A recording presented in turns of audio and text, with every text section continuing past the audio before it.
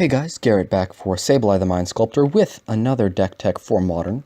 This is a more casual deck, but I've played with it in proxy a few times with some of my friends, and it's worked out far better than I would have ever imagined. So, the background for this deck is that I was just trolling around a gatherer looking at all of the modern legal planeswalkers, of which there are like a billion, and I found a card that I thought looked interesting in Standard, but because at the time I only played Standard, I never really got to use it. Narset Transcendent. Now, looking at Narset, she starts off as a 6 loyalty planeswalker, which is ridiculously high. If you don't know, 4 for a 6 loyalty plus it to 7, it's hard to kill. And her other big thing is her 2- basically lets you copy a spell and use it again. So what I thought with this when I saw it was, you think I could build a control deck, or more of a combo-y deck really, that would take all of the turns, just all of the turns, by rebounding extra turn spells. And I looked at this for a while, and it finally occurred to me how I would do it.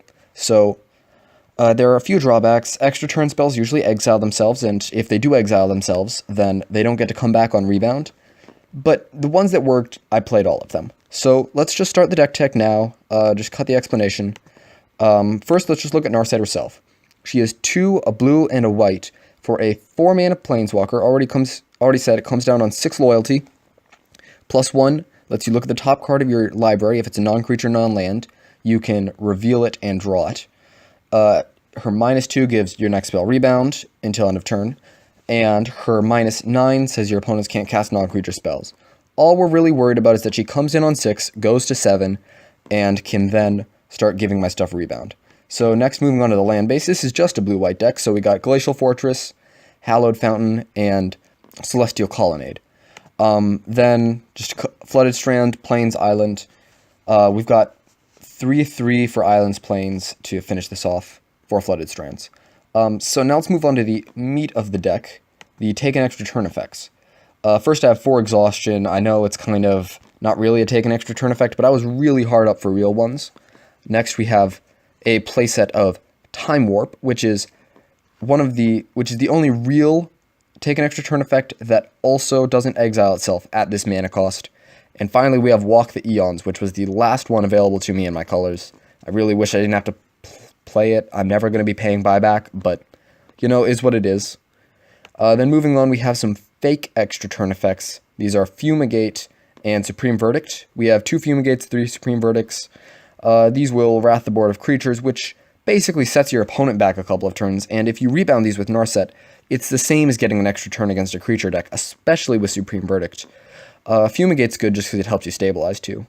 I will always say this just to the day I die, I love cards that gain you health and help you stabilize.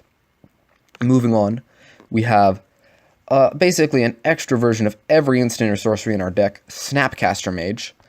So Snappy is just going to be dropping, getting me back some extra turn effect or board wipe. One issue with him is that the stuff that he snaps back can't be rebounded, but still, it's like I get an extra turn. I mean, it's still a free extra turn with Snapcaster Mage. So, looking at this so far, you've probably thought this is all very, very magical Christmas land.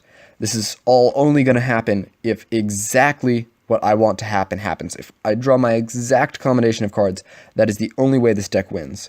And so how do I make sure that happens? Because I am going to admit that has to happen. So, we have 4 Dictative Kruphix and 4 Howling Mine. So these will help us draw into extra cards. And one of the huge things about these is that while they may say 1 card a turn, if you take 2 turns, that's 2 cards. So once you have a couple of these landed, you can be drawing like 6, 8 cards for every 3 to 4 cards your opponent is drawing. So you may only be getting ahead 1 or 2 cards normally. Once you have these resolved and start taking extra turns, you're getting ahead 3, 4 cards every turn.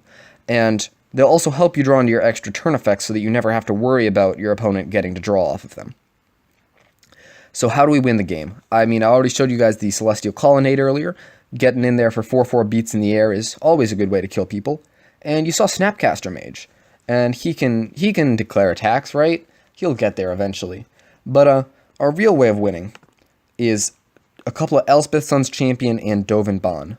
Dovin Baan, of course, himself doesn't win the game, but he does cause your opponents to slow down so much that he lets you get to your Elspeth.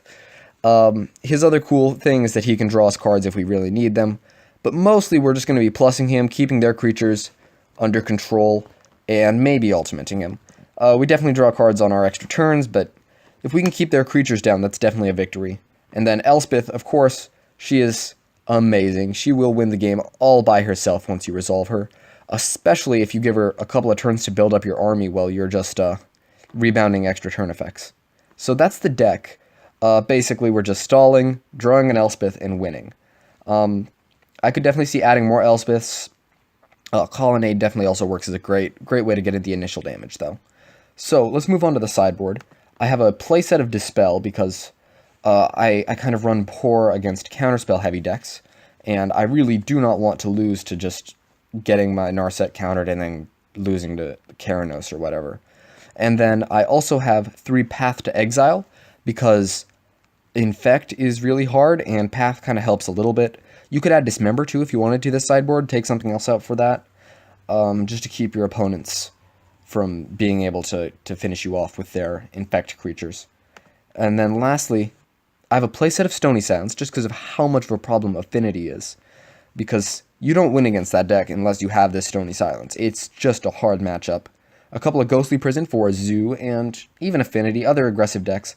Nobody likes having to tap more lands than necessary. I know this is kind of an edge, fringe card, but honestly, it is especially good in this deck, especially when paired with Dovenbound.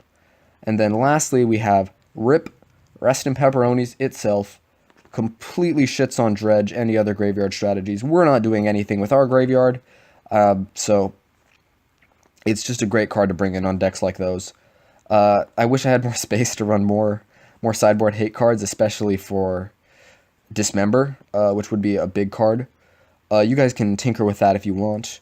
I don't know if I'm going to get to play this deck. It's actually very expensive, even though I'm running all these fringe cards, because you really need Celestial Colonnade, and then you really need Snapcaster Mage to make the deck tick.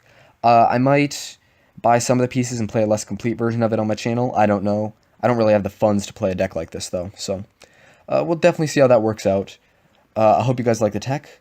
Expect more. Peace out.